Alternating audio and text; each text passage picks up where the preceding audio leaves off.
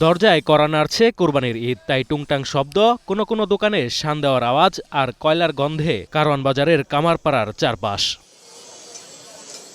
কারওয়ান বাজারের কামার দোকানগুলোতে এখন ব্যস্ত সময় কাটছে কামারদের। দোকানগুলোতে সাজিয়ে রাখা হয়েছে দা, বটি, চাপাতি ও ছোট বড় নানান সাইজের ছুরি। ক্রেতারা চাপাতির সঙ্গে ছোট ছুরি কিনছেন পশুর চামড়া ছাড়ানোর জন্য। অনেকেই আসছেন পুরনো ছুরি চাপাতি ধারাতে। সারা বছর তেমন কাজ না থাকলেও কুরবানি আসলে বাড়ে চাহিদা। নতুন দা, বটি তৈরির পাশাপাশি ব্যস্ততা বেড়েছে পুরনো সরঞ্জাম ধার দেওয়ার কাজেও। তাই এই সময়ে দম ফেলার ফুরসত পান না কারিগররা। তবে লোহা, কয়লা ও শ্রমিকের মজুরি বাড়ায় গত বছরের তুলনায় এবার দামও বেড়েছে বলে জানান তারা।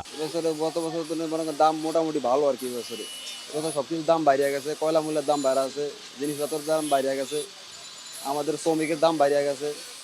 এই আর কি, বেচা কিনা মোটামুটি যাই আছে, মালের দাম একটু বেশি আর কি বছরে।